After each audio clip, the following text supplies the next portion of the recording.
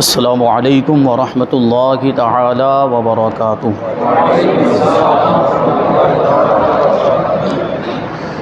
الحمد للہ العلی الاکبر، والصلاة والسلام علی سید البشر وشفیع الامت یوم المحشر، وعلى آلہ واصحابہ السرج الغرر، اما بعد فاعوذ باللہ من الشیطان الرجیم، بسم اللہ الرحمن الرحیم۔ وَإِذَا حَكَمْتُمْ بَيْنَ النَّاسِ أَن تَحْكُمُوا بِالْعَدْلِ،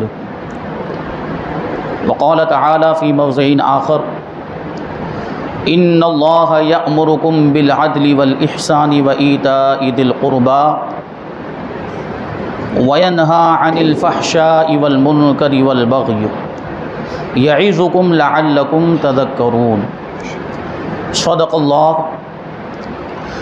اللہ مولانا العظیم، وصدق رسولہ النبی الامین المتین الکریم، ونحن على ذلك لمن الشاهدين والشاکرین والذاکرین والحامدین، والحمد للہ رب العالمین۔ آئیے ہم اور آپ اپنے دستور کے مطابق سب سے پہلے حضور سرور کائنات، فخر موجودات، باعث تخلیق کائنات، احمد مجتبی محمد مصطفیٰ صلی اللہ علیہ وسلم کی مقدس بارگاہ میں درود و سلام کا ہدیہ پیش کریں اور پڑھیں۔ اللہم صلی علی سیدنا و مولانا محمد معدن الجود والکرم وآلہ الکرام وابنہ الکریم وبارک وسلم صلاۃ و سلاما علیک یا رسول اللہ صلی اللہ تعالی علیہ وسلم۔ عزیزان ملت اسلامیہ، آج کی ہماری تقریر کا عنوان ہے امت پر صحابہ کرام کے احسانات۔ یہ اس عنوان کی دوسری کڑی ہے۔ یہ عنوان اور یہ موضوع پچھلے سال اسی موقع پر شروع کیا گیا تھا، اور ظاہر سی بات ہے کہ یہ موضوع بڑا وسیع ہے، اس میں بہت وسعت اور پھیلاؤ ہے، تو اس کو ایک دن میں یا ایک رات میں بیان نہیں کیا جا سکتا، اور یہ پروگرام ہمارا ایک دن کے لیے بلکہ رات کے مختصر سے وقت میں ہوتا ہے۔ تو اسی وجہ سے مشورہ یہ ہوا کہ ہر سال اس موضوع پر تھوڑی تھوڑی گفتگو کی جائے، اور اس کے کسی خاص پہلو کو لے کر اس کو واضح کیا جائے اور اس کی تفصیل لوگوں کے سامنے بیان کی جائے۔ تو گزشتہ سال اس موقع پر جو پروگرام ہوا تھا اس میں امیر المؤمنین حضرت سیدنا فاروق اعظم رضی اللہ تعالی عنہ اور امیر المؤمنین حضرت سیدنا عثمان غنی رضی اللہ تعالی عنہ کے احسانات میں سے دو خاص احسانات بیان کیے گئے تھے کہ سیدنا عثمان غنی رضی اللہ تعالی عنہ کا اس امت پر سب سے بڑا جو احسان وہ یہ ہے کہ آپ نے قرآن کو کتابی شکل میں جمع فرمایا، اور سیدنا فاروق اعظم رضی اللہ تعالی عنہ کا احسان یہ ہے کہ آپ کے دور حکومت میں، آپ کی رہنمائی میں حدیثوں کی تدوین ہوئی، حدیثوں کو محفوظ کیا گیا۔ یعنی سیدنا عثمان غنی نے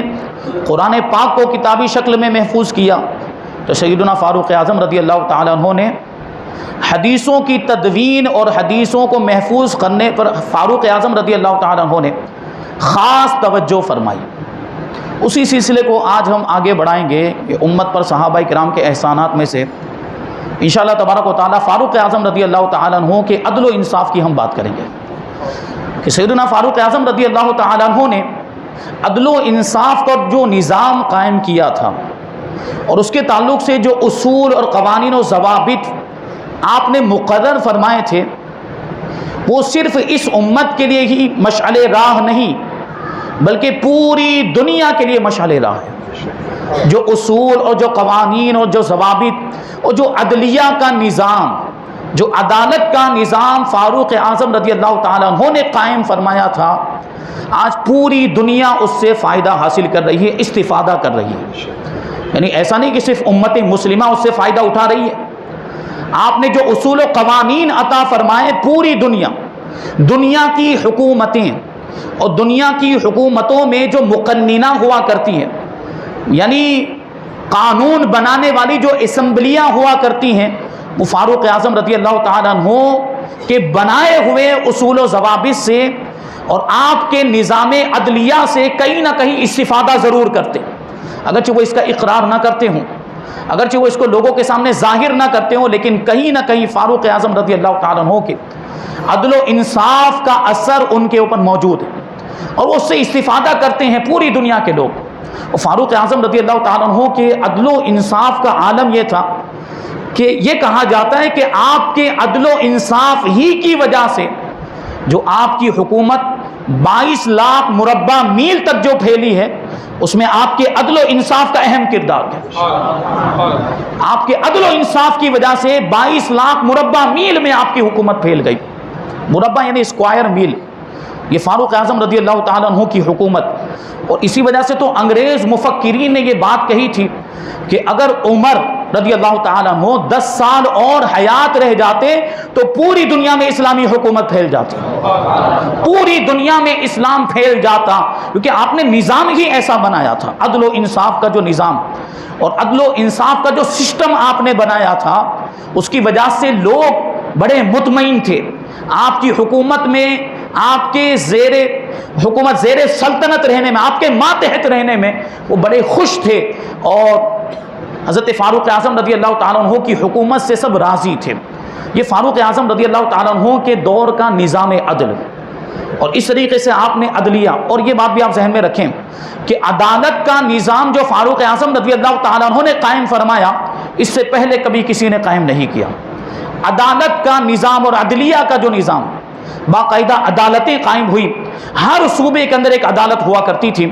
اور ہر صوبے میں ایک قاضی مقرر کیا گیا تھا. قاضی شریعت کی اصطلاح میں کہا جاتا ہے، جس کو ہم انگریزی میں جج کہہ سکتے ہیں. جج مقرر کیے گئے تھے عدالتوں کے اندر، اور وہاں پر لوگ اپنے مقدمات لے کر آتے تھے اور وہیں سے شریعت کے مطابق ان کے فیصلے کیے جاتے تھے. حضور پاک صلی اللہ علیہ وسلم کے زمانے میں تو یہ تھا کہ جب کوئی معاملہ پیش آتا تو لوگ حضور کی بارگاہ میں پہنچ جاتے، حضور فیصلہ فرماتے، وہ آخری بات ہوتی. سیدنا صدیق اکبر رضی اللہ تعالیٰ عنہ کے زمانے میں جب کوئی معاملہ پیش آتا تو لوگ سیدنا صدیق اکبر کی بارگاہ میں پہنچ جاتے اور آپ فیصلہ فرما دیا کرتے تھے. لیکن ظاہر سی بات ہے، جب 22 لاکھ مربع میل میں حکومت پھیلی ہوئی ہو تو لوگوں کا اتنی دور دور سے مدینہ منورہ آنا، خلیفہ کی بارگاہ میں آنا مشکل تھا. اس لیے الگ الگ شہروں میں اور الگ الگ علاقوں میں فاروق اعظم رضی اللہ تعالیٰ عنہ نے عدالتیں قائم فرمائی اور قاضی اور ججز مقرر فرمائے. اور خود آپ قاضی القضات کے عہدے پر تھے، یعنی آپ سب سے بڑے قاضی تھے کہ اگر کوئی معاملہ وہ قاضی حل نہیں کر پاتے تھے تو پھر وہ آپ کی بارگاہ میں آیا کرتا تھا. یہ فاروق اعظم رضی اللہ تعالیٰ عنہ کے دور حکومت میں یہ جو نظام عدلیہ، یہ اس کی ایجاد آپ نے کی، اس کی بنیاد آپ نے رکھی. بعد میں لوگوں نے اس سے استفادہ کیا. آج جو دنیا کی حکومتوں میں اور دنیا کے ملکوں میں جو اس طرح سے عدالت کا جو نظام قائم ہے اور جو کورٹ کچہری کے معاملات ہم دیکھتے ہیں، یہ کہیں نہ کہیں فاروق اعظم رضی اللہ تعالیٰ عنہ کا ایجاد کیا وہ جو طریقہ تھا اس سے لیا ہوا ہے ان لوگوں نے. اور ہم اور آپ اپنے ملک میں بھی دیکھیں کہ ہمارے ملک میں بھی جو عدالت کا نظام ہے وہ نظام بھی کافی حد تک فاروق اعظم رضی اللہ تعالیٰ عنہ اور آپ کے زمانے میں جو نظام عدلیہ قائم کیا گیا اس سے استفادہ کرتا ہوا نظر آتا ہے. یہ فاروق اعظم رضی اللہ تعالیٰ عنہ نے یہ نظام قائم کیا تھا. اور فاروق اعظم رضی اللہ تعالیٰ عنہ کے عدل و انصاف کی ہم بات کریں تو آپ کے عدل و انصاف کی ایک لمبی داستان ہے اور واقعات کا ایک سلسلہ ہے کہ اگر ان ساری باتوں کو ہم بیان کرنے جائیں تو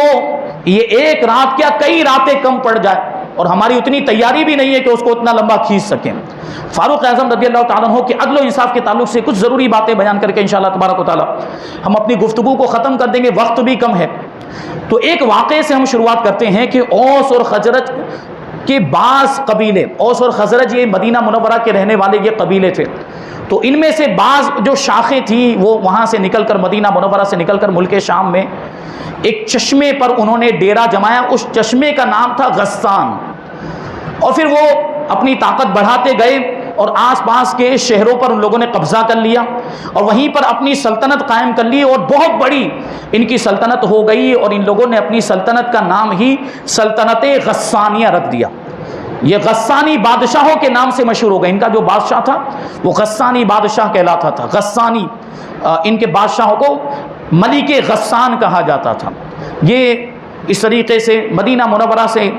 نکل کر یہ لوگ وہاں پر گئے، وہاں ان لوگوں نے اپنی حکومت قائم کر لی۔ یہ لوگ پہلے بت پرست تھے، لیکن رومی بادشاہ سے، قیصر روم سے ان لوگوں کے تعلقات ہونے کی وجہ سے ان کے اثر میں آ کے بعد میں یہ لوگ عیسائی ہو گئے تھے۔ جس طریقے سے کفار مکہ اور قریش اسلام کو مٹانے میں سر فہرست تھے اور اسلام کو نقصان پہنچانے کی پوری کوشش کرتے رہتے تھے، ان کے بعد اگر اسلام کو نقصان پہنچانے میں کسی کا نمبر آتا ہے تو وہ غسانیوں کا آتا ہے۔ یہ غسانی اسلام کو مٹانے کی فکر میں لگے رہتے تھے اور اسلام کو نقصان پہنچانے کی فکر میں لگے رہتے تھے، اور دوسرے قبائل بھی ہمیشہ مقابلہ کرنے کے لیے آمادہ رہتے تھے، عرب کے دوسرے قبائل، لیکن ان کے پاس اتنی لشکری طاقت نہیں تھی اور ان کے پاس باقاعدہ کوئی فوج نہیں تھی، لیکن غسانیوں کے پاس باقاعدہ ایک آراستہ اور مزین ایک بڑی فوج موجود تھی اور ان کی سلطنت بھی بڑی مضبوط تھی۔ اور اس میں سب سے بڑی بات یہ تھی کہ روم کا جو بادشاہ، اتنا زبردست بادشاہ جس کو قیصر کہا جاتا ہے، قیصر روم ہمیشہ ان کی مدد کرنے کے لیے تیار رہتا تھا، یعنی جب بھی کبھی کوئی معاملہ پیش آئے تو وہاں سے مدد آ جاتی تھی۔ اس زمانے میں قیصر اور کسریٰ یہ سپر پاور مانے جاتے تھے۔ روم کے بادشاہ کو قیصر کہا جاتا تھا اور ایران فارس کے بادشاہ کو کسریٰ کہا جاتا تھا، یہ دونوں سپر پاور مانے جاتے تھے۔ تو یہ حکومت بہت بڑی حکومت، یہ لوگ اسلام کو مٹانے کی کوشش، تو ان کا جو اس وقت بادشاہ تھا ملک غسانی بادشاہ، وہ اسی سوچ میں رہتا تھا کہ اسلام کو کیسے نقصان پہنچایا جائے، اور وہ تیاری کر رہا تھا۔ اسی دوران میں حضور پاک صلی اللہ علیہ وسلم کے قاصد حضرت شجاع ابن وہب اسدی رضی اللہ تعالیٰ عنہ حضور پاک صلی اللہ علیہ وسلم کا خط لے کر اس کے پاس اس وقت پہنچے جب وہ غسانی بادشاہ یہ روم کے بادشاہ کی خاطر تواضع میں لگا ہوا تھا، کیونکہ روم کا بادشاہ کسریٰ کے مقابلے سے فارغ ہو کر وہ شکرانہ ادا کرنے کے لیے بیت المقدس آیا ہوا تھا، تو یہ اس کی دعوت کے انتظام میں لگا ہوا تھا غسانی بادشاہ۔ تو چونکہ غسانی بادشاہ کے نام حضور پاک صلی اللہ علیہ وسلم نے مبارک خط لکھ کر بھیجا تھا، تو حضور پاک صلی اللہ علیہ وسلم کے قاصد حضرت شجاع رضی اللہ تعالیٰ عنہ کو پھر انتظار کرنا پڑا اور کافی دنوں تک آپ کو وہاں ٹھہرے رہنا پڑا۔ آپ کو غسانی بادشاہ کے پاس جانے نہیں دیا گیا، آپ کی رسائی نہیں ہو پائی اور آپ کو انتظار کرنا پڑا۔ بہرحال ایک روز حضرت شجاع رضی اللہ تعالیٰ عنہ وہ غسانی بادشاہ کے سامنے پہنچے اور حضور پاک صلی اللہ علیہ وسلم کا خط اس کو دیا، تو اس خط میں لکھا ہوا تھا کہ انی ادعوک ان تؤمن باللہ وحدہ یبقى لک ملکک، کہ میں تمہیں دعوت دیتا ہوں کہ ایک اللہ پر ایمان لے آؤ، اگر تم ایک اللہ پر ایمان لے آؤ گے تو تمہاری بادشاہت باقی رہے گی، تمہاری بادشاہت کو کوئی نقصان نہیں پہنچے گا۔ تو حضور پاک صلی اللہ علیہ وسلم کا خط پڑھنے کے بعد وہ غسانی بادشاہ بھڑک گیا، غصے میں آ گیا اور کیا کہتا ہے کہ میری حکومت کو کون چھین سکتا ہے، میرے ملک اور میری بادشاہت کو کون ختم کر سکتا ہے، جبکہ دوسری جانب اس نے یہ جواب دیا کہ میں خود مدینہ منورہ پر حملہ کروں گا اور معاذ اللہ اس کی اینٹ سے اینٹ بجا دوں گا۔ اور اس نے حضور پاک صلی اللہ علیہ وسلم کے قاصد سے بھی کہا کہ جا کر یہی بات محمد صلی اللہ علیہ وسلم سے کہہ دینا۔ حضرت شجاع رضی اللہ تعالیٰ عنہ کہتے کہ میں مدینہ منورہ آیا اور حضور پاک صلی اللہ علیہ وسلم کو غسانی بادشاہ کی پوری کیفیت بیان کی۔ اس وقت حضور پاک صلی اللہ علیہ وسلم کی زبان مبارک سے یہ جملہ نکلا تھا، باد ملک ہو، یعنی اس کی بادشاہت تباہ و برباد ہو گئی، اس کا ملک تباہ و برباد ہو گیا۔ اب حضور کی زبان سے نکلا تھا، اس نے حملے کا ارادہ کیا تھا۔ یہ جو غسانی بادشاہ، اس کے بارے میں اختلاف ہے کہ یہ بادشاہ کون سا۔ سیرت حلبیہ میں لکھا ہے کہ حضور پاک صلی اللہ علیہ وسلم کا جو خط تھا وہ حارث غسانی کے نام تھا، اور حضرت ابن ہشام وغیرہ نے لکھا ہے کہ یہ خط جبلہ ابن ایہم غسانی کے نام تھا، اس میں اختلاف ہے۔ بہرحال حضور پاک صلی اللہ علیہ وسلم کے خط کا اثر یہ ہوا کہ ان کے دل میں جو آگ سلگ رہی تھی وہ آگ اب بھڑک اٹھی اسلام کے خلاف، جو پہلے ہی سے آگ جل رہی تھی ان کے دلوں میں، وہ آگ اب بھڑک اٹھی اور ان لوگوں نے حملہ کرنے کا ارادہ کر دیا اور وہ جنگ پر آمادہ ہو گئے۔ اسی کے نتیجے میں وہ جنگ موتا جو ہے وہ وجود میں آئی اور اس میں مسلمانوں کا بہت سارا جانی نقصان بھی ہوا۔ بڑے بڑے جرنیل صحابہ کرام، بڑے بڑے برگزیدہ سپہ سالار جنگ کے ماہرین اور تجربہ کار صحابہ کرام اس جنگ میں شہید ہوئے. یہ جنگ موتا یہ غسانیوں کے ساتھ ہوئی تھی. بہرحال یہ غسانی بادشاہ نے مدینہ منورہ پر حملہ کرنے کا ارادہ کیا، اور یہ خبر جب مدینہ منورہ میں پہنچی تو مسلمان بڑے پریشان ہو گئے، تشویش میں مبتلا ہو گئے کہ ان کا حملہ ہوگا تو اس کی وجہ سے بڑا نقصان ہو سکتا ہے. ایک طرف حضور پاک صلی اللہ علیہ وسلم کا ارشاد بھی، صحابہ کرام کا اس ارشاد پر یقین کہ نبی پاک صلی اللہ علیہ وسلم نے ارشاد فرمایا تو اس کی وجہ سے یقیناً اس کی بادشاہت تباہ و برباد ہوگی، وہ خود بھی تباہ و برباد ہو جائے گا، لیکن اس کے ساتھ جو جنگ ہوگی اور اس کے ساتھ جو معاملات ہوں گے، اس کا جو حملہ ہوگا، اس میں کیا پتہ کتنی جانوں کا نقصان ہو جائے گا، کتنی عورتیں بیوہ ہو جائیں گی، کتنے بچے یتیم ہو جائیں گے، یہ نہیں کہا جا سکتا. لیکن الحمدللہ اللہ تبارک و تعالیٰ نے مدینہ منورہ کو اس حملے سے محفوظ رکھا. اور وہ کیسے ہوا؟ یہ جبلہ ابن اہم غسانی یہ اسلام کا بہت بڑا دشمن تھا، اور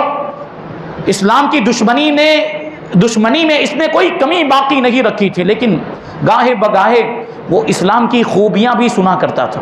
اور اسلام کی اچھائیاں اس تک پہنچا کرتی تھی. نبی پاک صلی اللہ علیہ وسلم کی سچائی کی دلیلیں اور نشانیوں کا بھی اس کو علم ہوتا تھا. اور پھر انصار صحابہ کرام نے، انصار نے جو حضور پاک صلی اللہ علیہ وسلم کو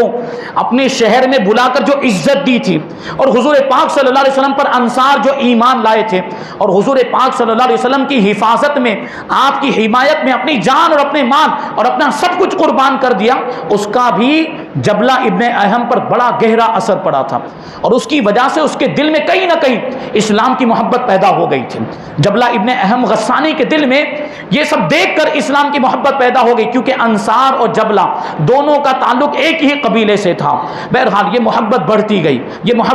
گئی اور فاروق اعظم رضی اللہ تعالیٰ عنہ کا جب زمانہ آیا تو یہ محبت اتنی زیادہ بڑھی کہ اس نے فاروق اعظم رضی اللہ تعالیٰ عنہ کو خط لکھا. جبلہ ابن اہم غسانی نے فاروق اعظم رضی اللہ تعالیٰ عنہ کو خط لکھا اور اس میں کہتا ہے کہ میں اسلام قبول کرنے کے لیے آپ کی بارگاہ میں حاضر ہونا چاہتا ہوں. میں اسلام کی خوبیوں کو دیکھ کر اسلام سے متاثر ہو گیا اور میں اسلام قبول کرنے کے لیے آپ کی بارگاہ میں حاضر ہونا چاہتا ہوں. تو فاروق اعظم رضی اللہ تعالیٰ عنہ نے کہا کہ بلا جھجک آئیے، لکا ما لنا وعلیک ما علینا، یعنی جو ہمارے لیے وہ آپ کے لیے ہوگا، جو ہم پر ہے وہ تم پر ہوگا، یعنی جب تم مسلمان ہو جاؤ گے تو تم بالکل ہماری ہی طرح ہو جاؤ گے. اب جبلہ ابن اہم غسانی نے تیاری شروع کر دی. وہ اپنے قبیلے عق اور قبیلہ غسان کو لے کر، ان میں سے 500 سواروں کو لے کر مدینہ منورہ کی طرف روانہ ہوا اور بڑی شان و شوکت کے ساتھ، وہ شاہانہ بادشاہت والی شان و شوکت کے ساتھ وہ مدینہ منورہ کی طرف آیا. اور جب مدینہ منورہ سے 2 منزل کے فاصلے پر وہ پہنچا تو اس نے حضرت فاروق اعظم رضی اللہ تعالیٰ عنہ کو خبر دی، اطلاع دی کہ میں قریب آ گیا ہوں اور ان قریب مدینہ منورہ میں پہنچنے والا ہوں. تو فاروق اعظم رضی اللہ تعالیٰ عنہ نے کہا ٹھیک ہے، آپ کا استقبال ہے، آپ آئیے. تو وہ غسانی بادشاہ نے ادھر اپنی تیاریاں شروع کر دی. اب دیکھیں وہ اس کا جاہو جلال وہ کیا جتانا چاہتا تھا، وہ بادشاہ تھا اور بادشاہوں کے معاملات کیسے. تو اس نے اپنے سواروں میں سے 200 سواروں کو حکم دیا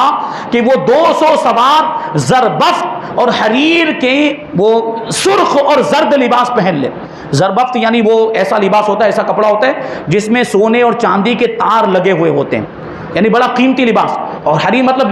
ریشم. تو اپنے سپاہیوں کو 200 سپاہیوں کو اس نے ریشم اور یہ زربفت کا لباس اور ان کی وردیاں پہننے کا حکم دیا. ان لوگوں نے وہ وردیاں پہن لی اور پھر حکم دیا کہ گھوڑوں پر یہ دیباج کی جھولے لگا دی جائیں، ڈال دی جائیں. دیباج بھی ایک ریشم کا کپڑا ہوتا ہے اور سونے کا توق اور سونے کا ہار گھوڑوں کے گلوں میں ڈال دیا جائے. اور پھر خود اس نے اپنے سر پر بادشاہی تاج رکھا اور اس تاج میں وہ قرط ماریہ جو بڑا ہی بہترین، اس کے خاندان کا بڑا ہی بہترین اور سب سے زیادہ بیش قیمتی وہ بالیاں تھی، 2 بالیاں تھی، وہ بالیاں اس نے اپنے تاج میں لگا لی. اور ان بالیوں کے بارے میں بتایا جاتا ہے کہ ماریہ جو ہے یہ غسانی بادشاہوں کی دادی تھی اور اس غسانی بادشاہ ماریہ کے پاس یہ 2 بالیاں تھی اور ان 2 بالیوں میں 2 قیمتی موتی جڑے ہوئے تھے جو کبوتر کے انڈے کے برابر تھے. اور وہ اتنے زیادہ قیمتی تھے اور اتنے زیادہ خوبصورت تھے کہ دنیا کے بادشاہوں میں کسی کے خزانے میں ایسے موتی موجود نہیں تھے. وہ قیمتی موتی اس نے اپنے تاج میں لگائے اور یہ غسانی بادشاہوں کو اس پر بڑا فخر بھی تھا. اور دوسری وجہ یہ بھی تھی کہ وہ ان کی دادی کا تھا. وہ جو بالیاں تھی اور بالی میں جو موتی لگے ہوئے تھے یہ ان کی دادی، اور دادی کو لوگ بڑا احترام کرتے تھے اور اس وجہ سے بھی اس نے لگایا. اور ایک مقصد یہ تھا یہ سارا جاہو جلال دکھانا اور یہ تام جھام دکھانے کا ایک مقصد یہ تھا کہ حضرت فاروق اعظم رضی اللہ تعالیٰ عنہ پر اس کا ایک روب و دبدبہ قائم ہو جائے، لیکن وہ جانتا نہیں تھا کہ فاروق اعظم رضی اللہ تعالیٰ عنہ کی شخصیت کیا ہے۔ وہ یہ روب و دبدبہ قائم کرنا چاہتا کہ دیکھو میں کتنا بڑا بادشاہ ہوں اور میری شان کیا ہے، وہ اپنی شان بتانا چاہتا تھا۔ بہرحال وہ آیا، فاروق اعظم رضی اللہ تعالیٰ عنہ نے مسلمانوں کو اس کا استقبال کرنے کے لیے کہا، لوگوں نے اس کا استقبال کیا۔ مدینہ منورہ کے اندر خوشی کی ایک لہر دوڑ گئی، کیونکہ ایک اتنا بڑا بادشاہ اسلام قبول کرنے کے لیے آ رہا تھا۔ مسلمانوں کا چونکہ یہ عقیدہ کہ انہیں اسلام کی خدمت کرنے کی ذمہ داری سونپی گئی، اور جب کوئی بادشاہ اسلام کے اندر داخل ہو جائے تو یہ بہت بڑی کامیابی ہوتی ہے، اس لیے مسلمان خوشیاں منا رہے تھے کہ اتنا بڑا بادشاہ جس کے حملے کا پہلے خطرہ منڈلا رہا تھا، اب وہ خود آ کر اسلام قبول کر رہا ہے، تو چھوٹے بڑے بوڑھے نوجوان سب جو ہے اس کا استقبال کرنے کے لیے اپنے گھروں سے باہر نکل گئے۔ اب یہ آیا اپنے شاہی انداز میں بڑی شان و شوکت کے ساتھ، اور وہ جو استقبال کرنے کے لیے لوگ پہنچے تھے ان کے جھرمٹ میں یہ مدینہ منورہ کے اندر پہنچا۔ حضرت فاروق اعظم رضی اللہ تعالیٰ عنہ نے بھی اس کا استقبال کیا اور اس کی مہمان نوازی کی، اور اس کی مہمان نوازی میں کسی طرح کی فاروق اعظم رضی اللہ تعالیٰ عنہ نے کمی نہیں کی۔ بہرحال یہ مہمان جو آئے تھے، ان کے آنے کی وجہ سے کئی دنوں تک مدینہ منورہ میں چہل پہل رہی، اور یہ جو زمانہ تھا یہ حج کے قریب کا زمانہ تھا۔ فاروق اعظم رضی اللہ تعالیٰ عنہ حج کرنے کے لیے ہر سال تشریف لے جایا کرتے تھے۔ اس سال بھی فاروق اعظم رضی اللہ تعالیٰ عنہ نے جانے کا ارادہ فرمایا، تو یہ جبلہ ابن اہم بھی فاروق اعظم رضی اللہ تعالیٰ عنہ کے ساتھ ہو گیا، یہ بھی مکہ مکرمہ پہنچ گیا۔ لیکن بدقسمتی سے مکہ مکرمہ میں ایک ایسا واقعہ پیش آیا کہ جبلہ ابن اہم کی قسمت ہی پھوٹ گئی۔ یہ ابھی مسلمان ہوا ہے، دیکھیں ابھی مسلمان ہوا، لیکن کہیں نہ کہیں اس کو اپنی بادشاہت کا گھمنڈ بھی ہے، کہیں نہ کہیں اس کو اپنی بادشاہت پر غرور بھی ہے، تکبر کی کیفیت یہ ظاہر ہو رہی تھی۔ اب وہاں معاملہ ہوا اسی وجہ سے ہوا، وہ طواف کے دوران جب وہ طواف کر رہا تھا، طواف کے درمیان اس کی لنگی پر بنو فزارہ کے ایک شخص کا پاؤں پڑ گیا۔ اب اس کی لنگی بھی وہ زمین سے گھسٹتی ہوئی جا رہی تھی، کہ بادشاہوں کا معاملہ تھا کہ وہ تکبر کی وجہ سے اور غرور اور گھمنڈ کی وجہ سے اپنا لباس اتنا لمبا رکھتے تھے کہ وہ زمین پر گھسٹتا ہوا جاتا تھا، تو اس کی لنگی اس طریقے سے وہ زمین پر گھسٹتی ہوئی جا رہی تھی، تو اس کی وجہ سے اب وہ طواف میں تو آپ جانتے ہیں کہ کتنی بھیڑ ہوتی ہے، تو وہ قبیلہ فزارہ کے ایک شخص کا پاؤں اس کی لنگی پر پڑ گیا، جس کی وجہ سے اس کی لنگی کھل گئی۔ اب اس کو غصہ آ گیا، اور غصے میں آنے کے بعد اس نے بنی فزارہ کے اس شخص کے منہ پر ایسا تھپڑ مارا کہ اس کی ناک ٹیڑھی ہو گئی۔ اب یہ معاملہ فاروق اعظم رضی اللہ تعالیٰ عنہ کی عدالت میں آیا۔ اب دیکھنا ہے ہمیں کہ فاروق اعظم رضی اللہ تعالیٰ عنہ کیا فیصلہ فرماتے ہیں، کہ ایک جانب قبیلہ بنو فزارہ کا معمولی عام آدمی ہے، اور دوسری جانب اتنا بڑا بادشاہ ہے، غسانی سلطنت کا بادشاہ جبلہ ابن اہم غسانی۔ تو فاروق اعظم رضی اللہ تعالیٰ عنہ کی عدالت میں جب یہ مسئلہ پہنچا تو فاروق اعظم رضی اللہ تعالیٰ عنہ نے حق فیصلہ فرمایا، کسی کی بھی رعایت نہیں کی، اور جبلہ ابن اہم غسانی سے فرمایا کہ یا تو تم اس کو مدعی کو راضی کر لو، یا پھر تم بدلہ دینے کے لیے تیار ہو جاؤ، تم اس مدعی کو راضی کر لو یا پھر بدلہ دینے کے لیے تیار ہو جاؤ۔ اب وہ جبلہ ابن اہم غسانی، یہ خلاف امید فیصلہ اس پر ناگوار گزرا، اور فاروق اعظم رضی اللہ تعالیٰ عنہ بھی جانتے تھے کہ یہ اس پر ناگوار گزرے گا، لیکن فاروق اعظم نے اس کی پرواہ نہیں کی اور جو حق فیصلہ تھا وہ سنا دیا۔ اب وہ کیا کہتا ہے جبلہ ابن اہم، حضرت فاروق اعظم رضی اللہ تعالیٰ عنہ سے کہتا ہے کہ اب مجھے ایک معمولی آدمی کے مقابلے میں بدلہ دینا پڑے گا، میں ایک بادشاہ ہوں اور وہ ایک عام آدمی ہے۔ تو فاروق اعظم رضی اللہ تعالیٰ عنہ نے ارشاد فرمایا کہ اسلام بادشاہ اور رعایا کے درمیان کوئی فرق نہیں کرتا، اسلام کی نظر میں بادشاہ اور عام آدمی دونوں برابر ہیں، اسلام کے احکام سب کے لیے یکساں ہیں، اسلام اپنے احکام میں کسی کے درمیان بھید بھاؤ نہیں کرتا، کسی کو کسی پر فضیلت حاصل نہیں ہے، اگر فضیلت ہے تو تقوی اور پرہیزگاری کی بنیاد پر ہے۔ ان اکرمکم عند اللہ اتقاکم، کہ تم میں سب سے زیادہ عزت والا وہ ہے جو اللہ کے نزدیک سب سے زیادہ متقی اور پرہیزگار ہے۔ فاروق اعظم رضی اللہ تعالیٰ عنہ جب یہ ارشاد فرمائے تو وہ کہنے لگا کہ میں نے تو سوچا تھا کہ پہلے سے زیادہ مجھے عزت ملے گی، جب میں مسلمان ہو جاؤں گا، جب میں اسلام کے دامن سے وابستہ ہو جاؤں گا تو میرا احترام اور بڑھ جائے گا، میں پہلے سے زیادہ عزت والا ہو جاؤں گا، اور اب معاملہ یہ آ گیا کہ ایک معمولی شخص کے مقابلے میں مجھے بدلہ دینا پڑ رہا ہے۔ تو فاروق اعظم رضی اللہ تعالیٰ عنہ نے ارشاد فرمایا کہ یہ اسلام کے قانون کا فیصلہ ہے، اس پر ہم پر عمل کرنا لازم ہے، تمہارے لیے بھی اور ہمارے لیے بھی، اور اس کے خلاف ہرگز کچھ بھی نہیں ہو سکتا۔ یا تو تم اگر شرم سے بچنا چاہتے ہو، اپنی عزت عزت بچانا چاہتے ہو تو یا تو مدعی کو راضی کر لو یا پھر عام مجمع کے اندر بدلہ دینے کے لیے تیار ہو جاؤ. یعنی وہ بھی تمہیں تھپڑ مارے گا اور اسی انداز میں تھپڑ مارے گا کہ تمہاری بھی ناک ٹیڑھی ہو جائے جس انداز میں تم نے تھپڑ مارا ہے, تو یہ بدلہ دینے کے لیے تیار ہو جاؤ. تو وہ کیا کہتا ہے کہ پھر تو میں تو عیسائی ہو جاؤں گا. تو فاروق اعظم رضی اللہ تعالیٰ نے کہا کہ پھر تیرا قتل ضروری ہو جائے گا کیونکہ مرتد کی اسلام میں یہی سزا ہے. تو اب وہ گھبرا گیا. اب وہ کہنے لگا کہ مجھے اپنے معاملے میں غور و فکر کرنے کے لیے ایک رات کی مہلت عطا فرمائے. تو فاروق اعظم رضی اللہ تعالیٰ نے اس کی درخواست کو منظور فرما لیا اور اس کو ایک رات کی مہلت عطا فرما دی. اب اس کو موقع مل گیا رات کے اندھیرے میں پوشیدہ طور پر اپنا پورا لشکر لے کر مکہ معظمہ سے بھاگ گیا اور قسطنطنیہ جا کر نصرانی ہو گیا,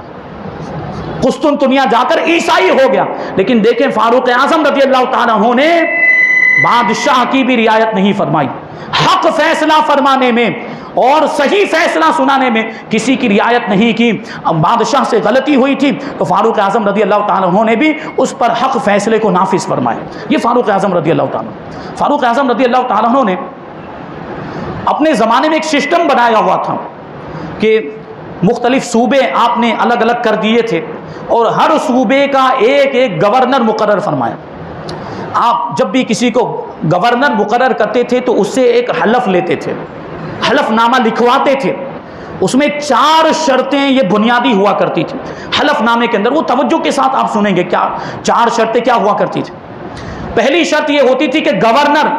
کبھی بھی ترکی گھوڑے پر سواری نہیں کرے گا. اور دوسری شرط یہ ہوتی تھی کہ کبھی بھی گورنر بہت ہی اعلیٰ قسم کا کھانا نہیں کھائے گا, جو رعایا کھاتی وہی کھائے گا. اور تیسری شرط یہ تھی کہ گورنر کبھی بھی باریک لباس اور ریشم کا لباس نہیں پہنے گا. اور چوتھی شرط یہ تھی کہ گورنر کبھی بھی اپنے دربار میں آنے کے لیے کسی کو روکے گا نہیں اور اپنے گھر میں اپنے مکان میں یا اپنے وہ گورنر ہاؤس میں کبھی بھی وہ دربان اور چوکیدار نہیں رکھے گا. یہ شرطیں فاروق اعظم رضی اللہ تعالیٰ عنہ نے مقرر فرمائی.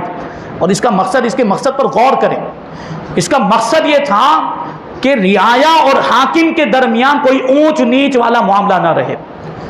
رعایا گورنر کے مقابلے میں اپنے آپ کو کمتر محسوس نہ کرے یا اپنے آپ کو کمزور محسوس نہ کرے. اس لیے گورنروں کے لیے فاروق اعظم رضی اللہ تعالیٰ عنہ نے یہ شرائط مقرر فرمائے تھے اور خود بھی ان شرائط پر سختی کے ساتھ پابندی کیا کرتے تھے, سختی کے ساتھ پابندی کیا کرتے تھے. میں فاروق اعظم رضی اللہ تعالیٰ عنہ کی سادگی کی بات کروں, فاروق اعظم رضی اللہ تعالیٰ عنہ کے کھانے کی کہ کھانے پینے میں کیسا سادگی والا معاملہ تھا. فاروق اعظم رضی اللہ تعالیٰ عنہ ایسا سادہ کھانا تناول فرماتے تھے اور کھانے میں سادگی کا عالم یہ تھا کہ کبھی بھی آپ کے دسترخوان پر 2 سالن جمع نہیں ہوتے تھے, ایک ہی قسم کا سالن ہوتا تھا. اور سوکھی روٹی تناول فرماتے تھے, سوکھی روٹی.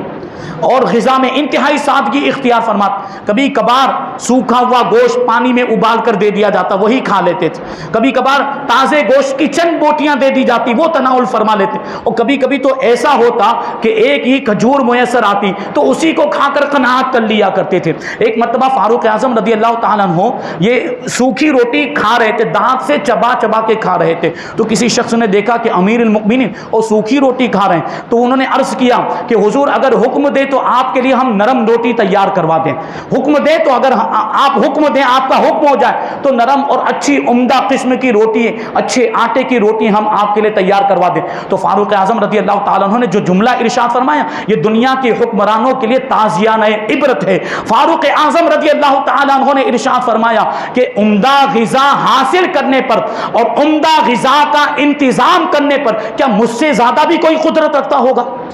عمدہ غذا کے انتظام پر کیا مجھ سے زیادہ بھی کوئی قوت رکھنے والا؟ کہ میں امیر المؤمنین ہوں, میں خلیفۃ المسلمین ہوں, میں مسلمانوں کا بادشاہ ہوں, میں حاکم ہوں, کیا میں عمدہ غذا کا انتظام نہیں کر سکتا؟ یہ میری قناعت ہے, یہ میری سادگی ہے کہ میں نے ایسا کھانا اختیار فرمایا. کبھی چھنا ہوا آٹا, کبھی چھنے ہوئے آٹے کی روٹی آپ نے تناول نہیں فرمائی. یہ سادگی کا عالم. حضرت مولا کائنات رضی اللہ تعالیٰ عنہ ارشاد فرماتے کہ میں نے فاروق اعظم رضی اللہ تعالیٰ عنہ کے کرتے میں 31 چمڑے کے پیوند لگے ہوئے دیکھے. 22 لاکھ مربع میل پر حکومت. اور سادگی کا عالم یہ ہے کہ کرتے مبارک میں کتنے پیوند لگے ہوئے؟ 31 چمڑے کے پیوند لگے ہوئے. یہ سادگی اور ایسا لباس. اور کبھی کبھی تو ایسا ہوتا کہ تاخیر ہو جاتی. ایک مرتبہ کا واقعہ ہے کہ فاروق اعظم رضی اللہ تعالیٰ عنہ کو جمعہ میں حاضر ہونے میں تاخیر ہو گئی. تو تاخیر سے آئے تو لوگوں سے معافی مانگی لوگوں سے معذرت طلب کی اور ارشاد فرمایا تاخیر کی وجہ یہ ہے کہ میرے پاس ایک ہی کرتا ہے، تاخیر کی وجہ یہ ہے کہ میرے پاس ایک ہی کرتا، وہ کرتا میں نے دھو کر سکھانے کے لیے رکھا تھا، اس کو سوکھنے میں دیر ہو گئی، اسی وجہ سے مجھے آنے میں بھی تاخیر ہو گئی۔ 22 لاکھ مربع میل پر حکومت کرنے والا اور اس کے پاس ایک ہی کرتا، کیسی سادگی۔ ایک مرتبہ ملک شام کے سفر پر تھے، مقام ایلا میں پہنچے تو چونکہ بہت لمبا سفر ہوا تھا تو گھوڑے پر سواری کرنے کی وجہ سے آپ کا کرتا مبارک پیچھے سے پھٹ گیا، تو وہاں پہنچنے کے بعد وہاں کے حاکم کو بلایا، اپنا کرتا مبارک عطا فرمایا اور کہا کہ اس کو دھلوائیے، اور دھلوانے کے بعد جو پیچھے سے پھٹ گیا وہاں پر پیون لگوا دیجئے۔ پیون سمجھتے نا آپ لوگ، ٹھگلا، پیون لگوا دیجئے اور اس کو لے کر آئیے، وہی پہن لیں گے۔ تو وہ حاکم جو تھا وہ کرتا لے کر تو گیا، اس کو دھلوایا اور پیون بھی لگوا دیا، اور ساتھ ہی ساتھ اس نے سوچا کہ فاروق اعظم رضی اللہ تعالیٰ عنہ امیر المؤمنین ہے، خلیفۃ المسلمین، تو اس نے ایک دوسرا کرتا بھی تیار کروایا، اسی انداز کا اچھے کپڑے کا ایک دوسرا کرتا تلوار تیار کروایا، اور دونوں کرتے لے کر فاروق اعظم رضی اللہ تعالیٰ عنہ کی بارگاہ میں پہنچا اور کیا کہ حضور یہ آپ کا کرتا اور یہ دوسرا کرتا میں نے اپنی طرف سے تیار کروایا ہے اور آپ کی خدمت میں تحفے کے طور پر پیش کرتے ہیں، قبول فرمائیں۔ فاروق اعظم رضی اللہ تعالیٰ عنہ نے اس کرتے کو دیکھا اور اس پر ایسے ہاتھ پھیرا، اور ہاتھ پھیرنے کے بعد پھر اپنا وہی پرانا کرتا، پیوند لگا ہوا کرتا پہن لیا اور ارشاد فرمایا کہ میرا یہی کرتا پسینے کو زیادہ چوسنے والا ہے، تمہارے کرتے کی مجھے ضرورت نہیں ہے۔ یہ سادگی کا عالم فاروق اعظم رضی اللہ تعالیٰ۔ ایک مرتبہ خطبہ ارشاد فرما رہے تھے، منبر رسول پر تشریف فرما، تو ایک شخص کھڑا ہو گیا مجمع میں سے، ایک بدوی دیہاتی، اور وہ کہنے لگا کہ نہ میں آپ کی بات سنوں گا نہ میں آپ کی اطاعت کروں گا۔ اور فاروق اعظم رضی اللہ تعالیٰ عنہ نے بھی لوگوں کو چھوٹ دی ہوئی تھی کہ کسی کا کوئی بھی سوال ہو وہ بلا جھجک پوچھ سکتا ہے، کسی کا کوئی بھی اعتراض ہو وہ بغیر خوف کے بغیر کسی ڈر کے وہ پیش کر سکتا ہے۔ تو یہ بدوی کھڑا ہوا اور کہنے لگا کہ نہ میں آپ کی بات سنوں گا نہ میں آپ کی اطاعت کروں گا۔ تو فاروق اعظم رضی اللہ تعالیٰ نے پوچھا وجہ کیا ہے، کیوں میری بات نہیں سنو گے، کیوں میری اطاعت نہیں کرو گے؟ تو وہ شخص جواب دیتا ہے کہ یمن سے جو چادریں آئی تھی وہ لوگوں میں تقسیم کی گئی اور ہر شخص کے پاس ایک ایک چادر ہی آئی، ہر شخص کے پاس ایک ایک چادر ہی آئی ہے، اور اس چادر کو ہم نے دیکھا ہوا ہے، وہ چادر اتنی بڑی نہیں تھی کہ آپ کا کرتا بن جائے، آپ نے اسی چادر کا کرتا پہنا ہوا ہے۔ اس کا مطلب کیا ہوا کہ لوگوں کو آپ نے کم حصہ دیا، آپ نے 2 چادریں لے لی، 2 چادریں ملا کر یہ کرتا بنایا، یعنی آپ نے ناانصافی کی۔ یہ کس کی بارگاہ میں کہہ رہا تھا؟ وہ فاروق اعظم جن کو سراپا عدل کہا گیا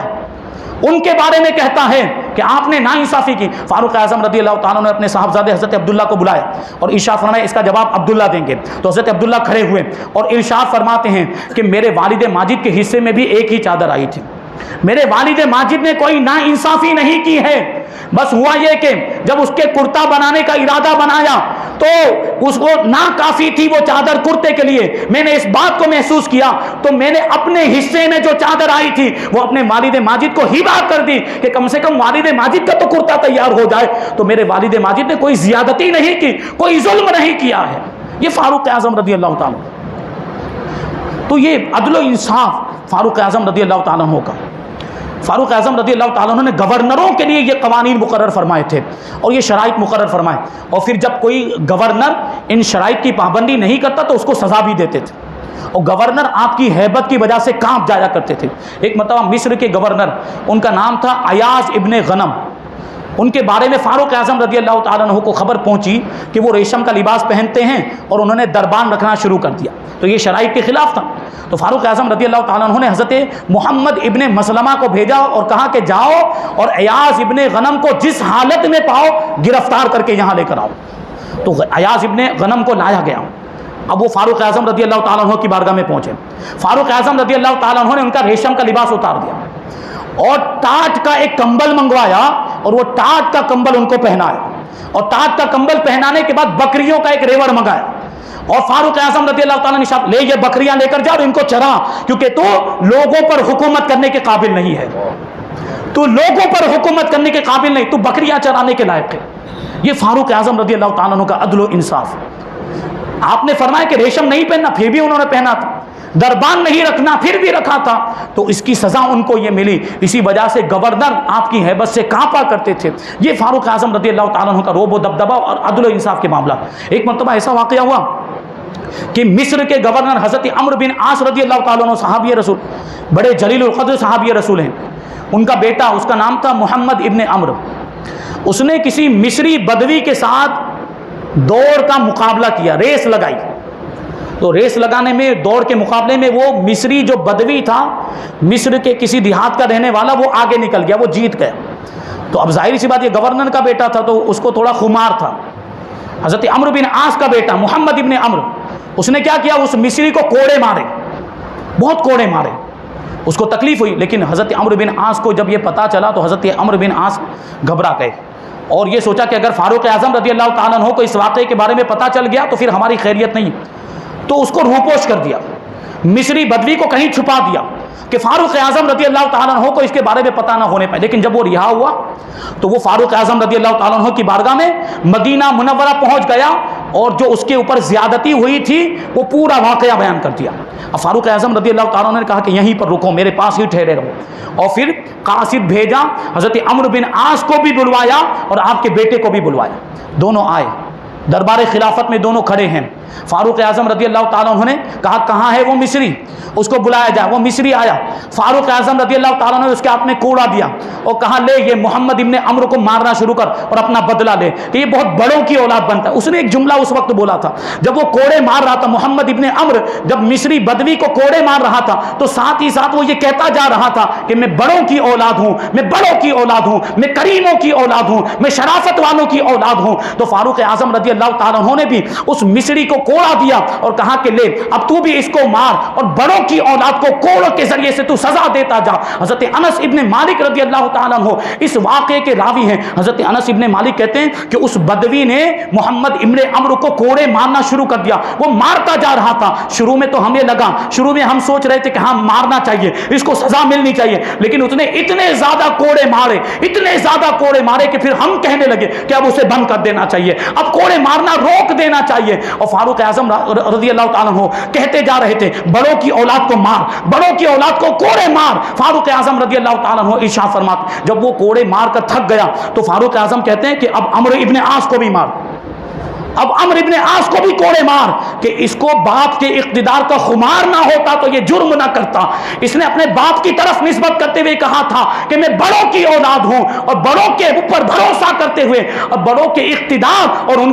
کی حکومت کے خمار میں اس نے یہ جرم کیا ہے. اور وہ بڑا کوئی اور نہیں بلکہ عمرو ابن عاص ہے. تو ان کو بھی کوڑے مار. وہ صحابی رسول ہیں لیکن فاروق اعظم رضی اللہ تعالیٰ عنہ کا انصاف دیکھیں. وہ بدوی مصری سے کہہ رہے ہیں کہ عمرو ابن عاص کو بھی کوڑے مار، لیکن وہ بدوی کہتا ہے کہ میں نے جس نے مجھے مارا تھا میں نے اس سے بدلہ لے لیا، اب میں عمرو ابن عاص کو نہیں ماروں گا. لیکن فاروق اعظم رضی اللہ تعالیٰ عنہ نے غضبناک لہجے میں حضرت عمرو ابن عاص رضی اللہ تعالیٰ عنہ کو مخاطب کرتے ہوئے ارشاد فرمایا کہ اے عمرو تو نے کب سے لوگوں کو غلام بنانا شروع کر دیا جبکہ ان کی ماؤں نے انہیں آزاد جناح آزاد پیدا کیا.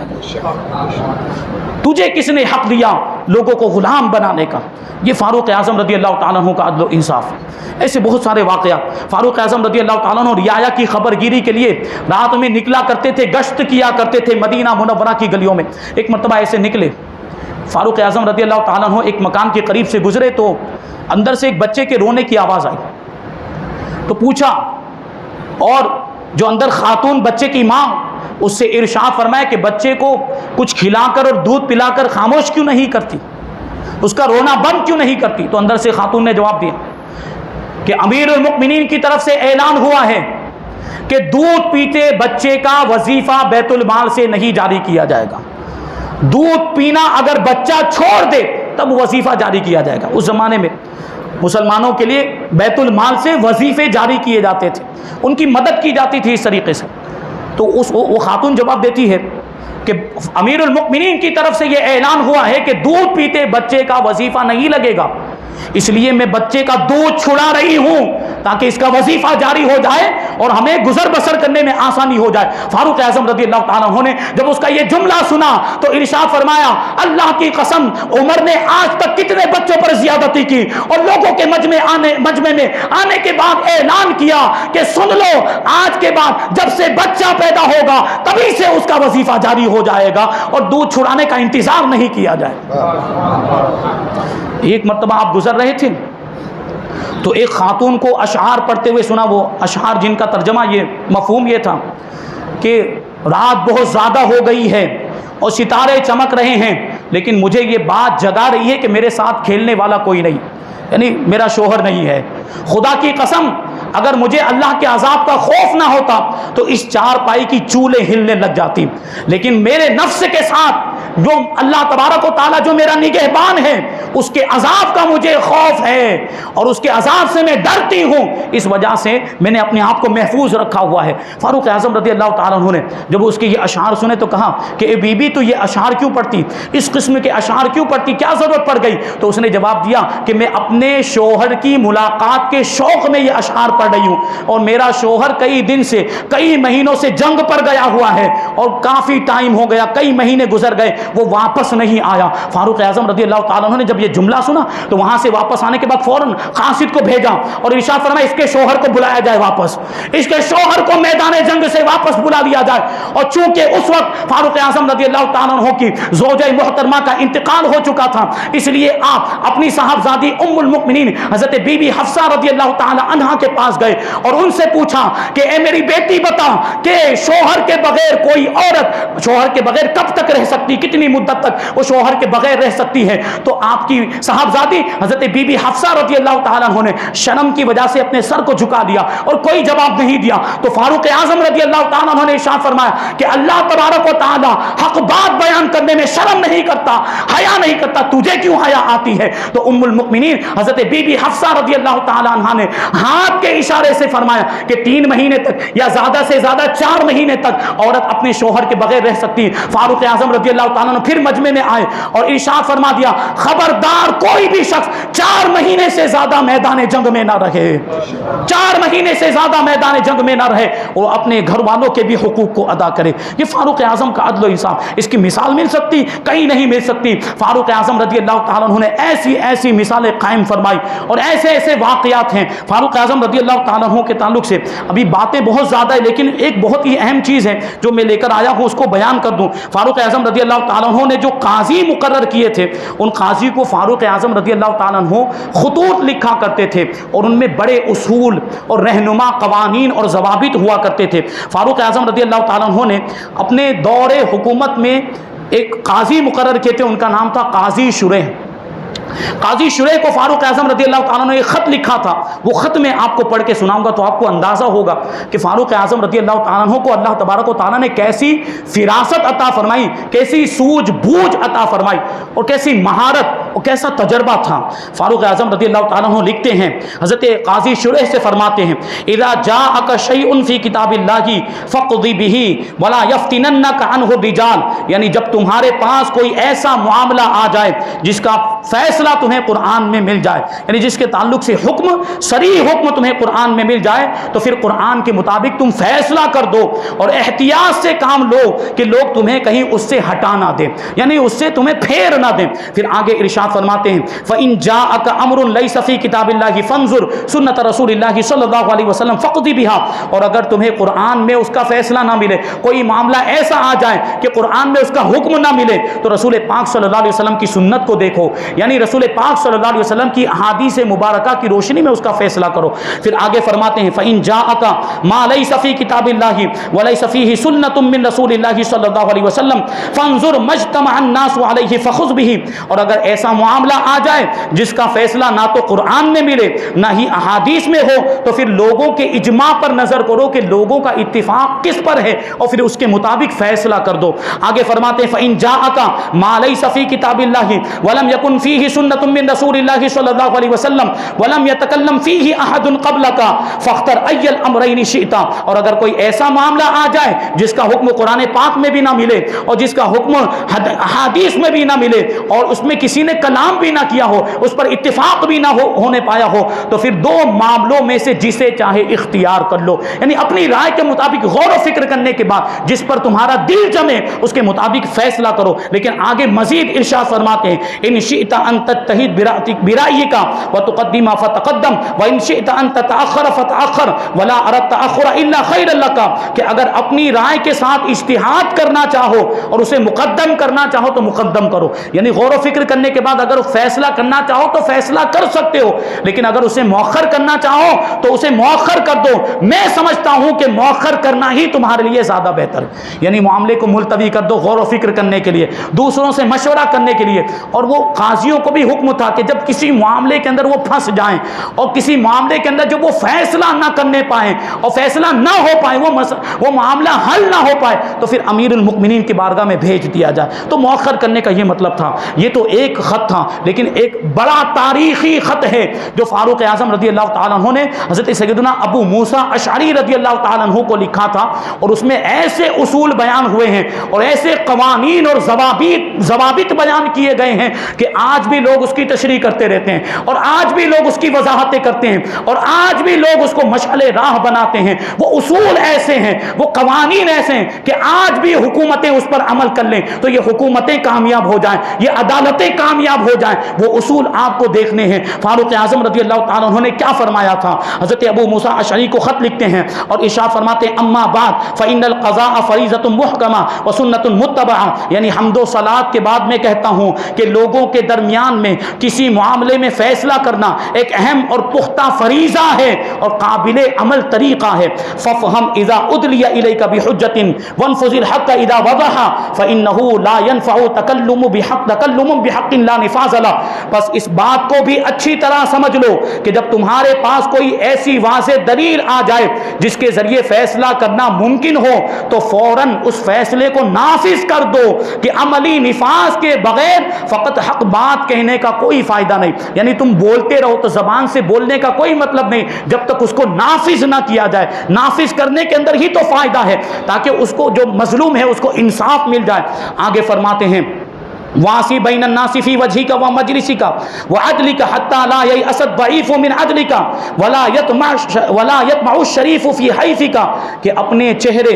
اپنے بیٹھنے کی جگہ اور اپنے فیصلے سے لوگوں کو یعنی فریقین کے درمیان مساوات یعنی برابری قائم رکھو، تاکہ کوئی کمزور شخص تمہارے عدل سے، تمہارے انصاف سے مایوس نہ ہو جائے، اور کوئی معزز، کوئی بڑے مرتبے والا شخص، کوئی شرافت والا آدمی تمہارے ظلم کی لالچ نہ کرے کہ رشوت دے دے اور اپنے حق میں فیصلہ کروا لے۔ اس طرح کا معاملہ نہ ہونا کہ توجہ دو تو سب کی طرف، دونوں فریقوں کی طرف پوری توجہ دو، اور مجلس میں بٹھانا ہو تو دونوں فریقوں کے درمیان بھی برابری ہونی چاہیے۔ اس میں اونچ نیچ کا برتاؤ نہیں ہونا چاہیے کہ اگر کوئی مالدار آدمی آ گیا تو اس کو اونچے مقام پر بٹھا دیا گیا اور کوئی غریب آ گیا تو اس کو نیچے بٹھا دیا گیا۔ نہیں، فریقین جب عدالت میں حاضر ہوں تو دونوں کی جگہ ایک ہی ہونی چاہیے۔ غریب آدمی کو بھی وہیں پر بٹھایا جائے اور امیر آدمی کو بھی وہیں پر بٹھایا جائے۔ اور فاروق اعظم رضی اللہ تعالیٰ عنہ کے ساتھ بھی خود ایسا معاملہ پیش آیا۔ وہ واقعہ میں عرض کروں تو آپ اش کریں گے۔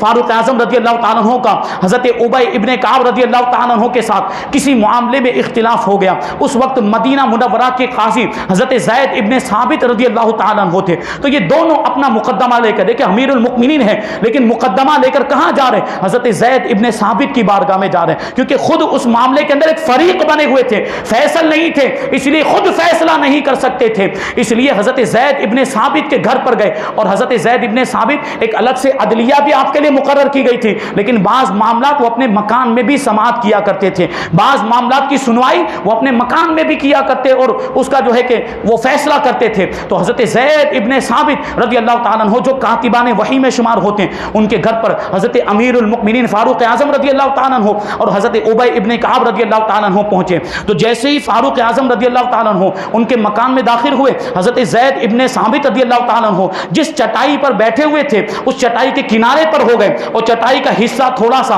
امیر المؤمنین حضرت فاروق اعظم کے لیے خالی کر دیا۔ یہ خالی کرنا تھا کہ فاروق اعظم رضی اللہ تعالیٰ عنہ ارشاد فرماتے ہیں کہ یہ پہلا ظلم ہے جو تم نے فیصلے میں کیا ہے، یہ فیصلے میں تم نے پہلا ظلم کیا، تمہیں یہ لائق نہیں تھا کہ تم میرے لیے جگہ خالی کرتے، کیونکہ میں یہاں ایک فریق کی حیثیت سے آیا ہوں، امیر المؤمنین کی حیثیت سے نہیں آیا، تو میرے لیے تم کو جگہ خالی نہیں کرنی چاہیے تھی، بلکہ مجھے وہیں پر بٹھانا چاہیے تھا جہاں میرا فریق بیٹھا ہوا ہے۔ اور فاروق اعظم رضی اللہ اللہ تعالیٰ عنہ حضرت ابی ابن کعب کے بغل میں ان کے پہلو میں بیٹھ گئے۔ اب دوسرا معاملہ کیا ہوا، حضرت ابی ابن کعب رضی اللہ تعالیٰ عنہ مدعی تھے، اور مدعی پر لازم ہوتا ہے گواہی پیش کرنا، مدعی پر لازم ہوتا ہے کہ وہ ثبوت پیش کرے، وہ ثبوت نہیں پیش کر پائے تو پھر یہ حکم ہوتا ہے کہ جو مدعا علیہ ہے، جس پر دعویٰ کیا گیا اس سے قسم لی جائے۔ تو حضرت زید ابن ثابت رضی اللہ تعالیٰ عنہ حضرت ابی ابن کعب سے کہنے لگے کہ امیر المؤمنین ہے، اور امیر المؤمنین کو قسم لینے میں ان کو ڈھیل دے دینی چاہیے، ان کے لیے آسانی مہیا کر دینی چاہیے، یعنی ان سے قسم نہیں لینی چاہیے۔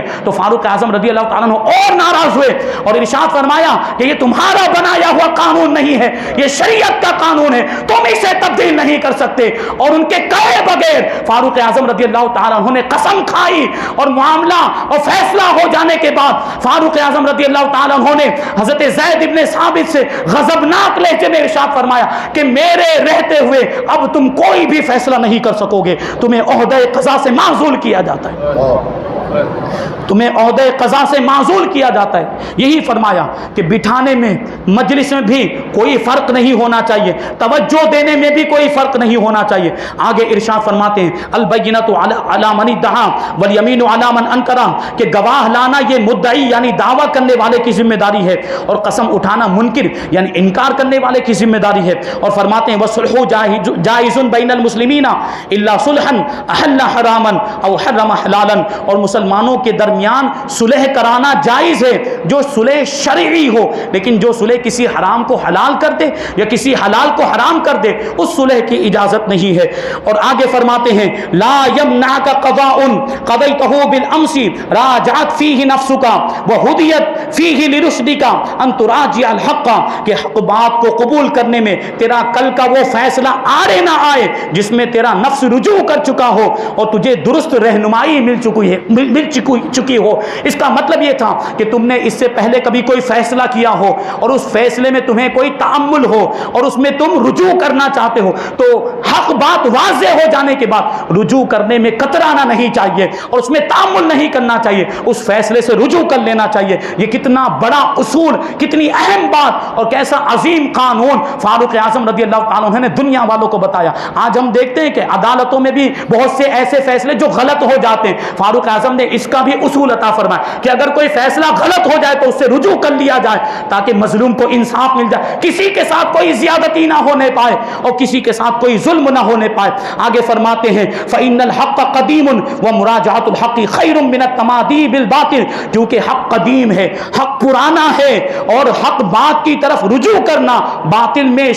سرکشی دکھانے سے بہتر ہے، یعنی باطل بات کو آگے بڑھانے سے بہتر ہے کہ حق کو قبول کر لیا جائے اور حق کے مطابق فیصلہ کیا جائے۔ آگے فرماتے ہیں الفہم فیما یختلج فی صدرک مما لم یبلغک فی الکتاب و السنۃ اعرف الامثال والاشباہ ثم قس الامور عند ذلک فاعمد الی احبها عند اللہ واشبہها بالحق فیما ترى، اور اس بات کو خوب اچھی طرح سمجھ لو کہ ایسی بات جو تمہارے دل میں کھٹکے اور اس کے بارے میں قرآن یا سنت سے کوئی رہنمائی نہ مل سکے تو اس وقت اس معاملے کی مختلف مثالوں اور نظیروں کی پہچان کرو، یعنی اس طرح کے جو بھی معاملات قرآن میں آئے ہوں، اس طرح کے جو بھی مسائل حدیث میں آئے، یا پہلے والی خلیفہ سیدنا صدیق اکبر رضی اللہ تعالیٰ عنہ کے زمانے میں کوئی ایسا مسئلہ پیش آیا، ان سب میں غور و فکر کرو، پھر اس معاملے کو مختلف امور پر قیاس کرو، پس جو تمہیں اللہ کے نزدیک زیادہ پسندیدہ معلوم ہو اور حق سے زیادہ مشابہت رکھنے والا لگے اسی کے مطابق فیصلہ کرو۔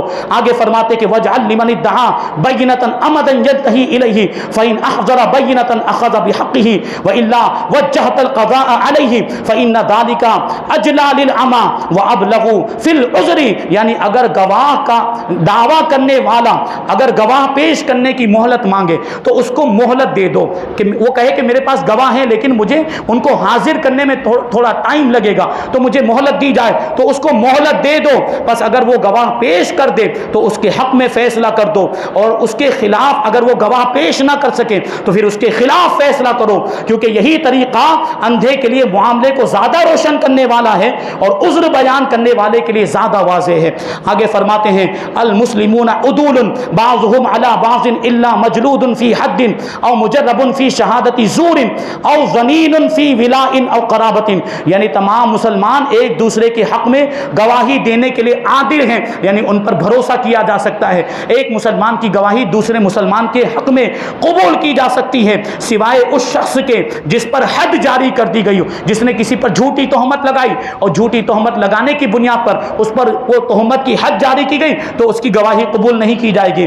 یا کوئی ایسا شخص ہو جس کے بارے میں تجربہ ہو گیا ہو کہ یہ جھوٹی گواہی دیتا ہو، یا کوئی ایسا شخص ہو جو اپنے مولا کی ولا یا قرابت داروں کے معاملے میں ناقابل اعتبار اور متہم اور مشکوک ہو گیا ہو، یعنی اس کے بارے میں یہ بات مشہور ہو گئی اور اس پر اس بات کی تہمت لگ گئی ہے کہ اپنے رشتہ داروں کی رعایت کرتے ہوئے جھوٹی بات بول دیتا ہے، یا اپنے مولا اور اپنے آقا کی رعایت کرتے ہوئے جھوٹی گواہی بھی دے دیتا ہے، تو اس کی گواہی نہیں مانی جائے گی۔ آگے فرماتے ہیں ان اللہ تولی منکم السرائر ودرا عنکم بالبینات، یعنی بے شک اللہ تبارک و تعالی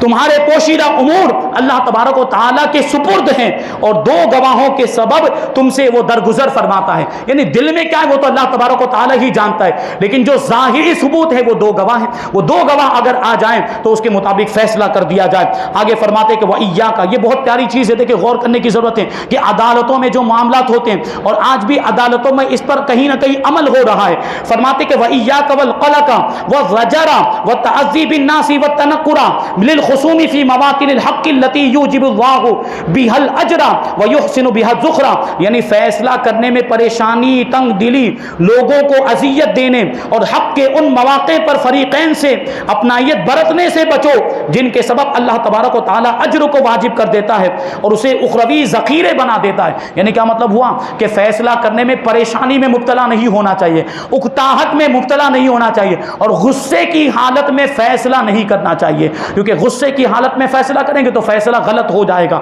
یہ رہنما اصول فاروق اعظم نے دیے۔ آگے دو اور باتیں مزید ہیں، فرماتے ہیں فَإِنَّهُ مَن يُصْلِحُ نیتہ فیما بینہ وبین اللہ ولو علی نفسہ یکفیہ اللہ ما بینہ وبین الناس، کیونکہ جو شخص اپنے اور رب کے معاملے میں اپنی نیت کو درست رکھتا ہے اگرچہ وہ اس کی اپنی ذات ہی کے خلاف ہو تو اللہ تبارک و تعالی اپنے اور لوگوں کے معاملے میں اس کے لیے کافی ہو جاتا ہے، یعنی اس کی مدد فرماتا ہے۔ آگے فرماتے کہ من تزین للناس بما یعلم اللہ منہ غیر ذلک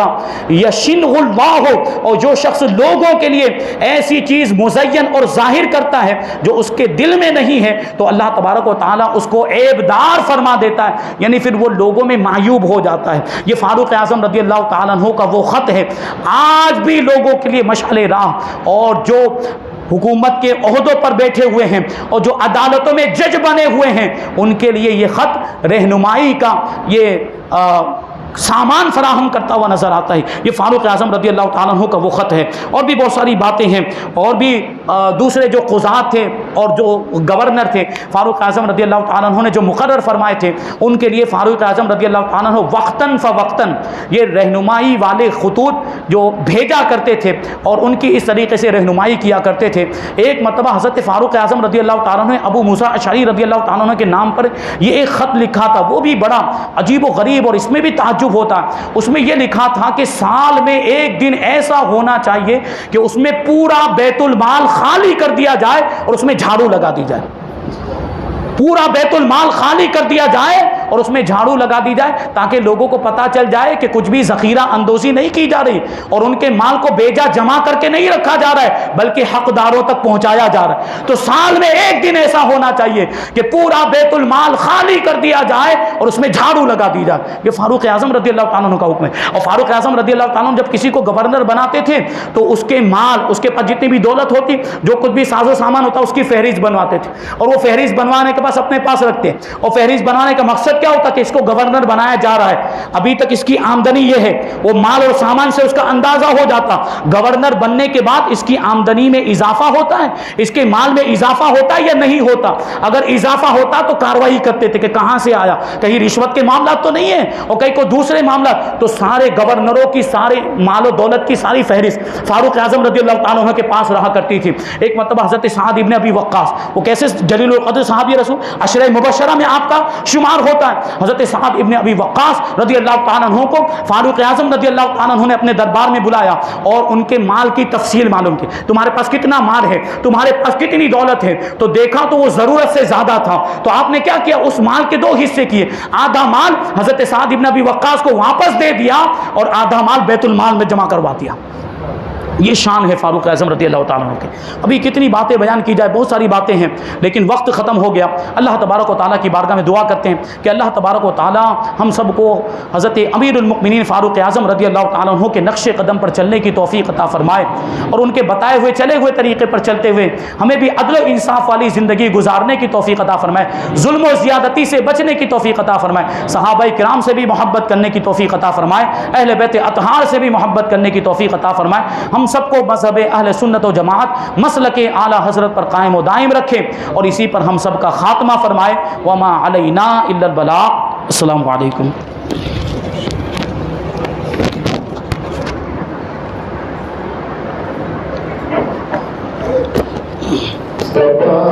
جانے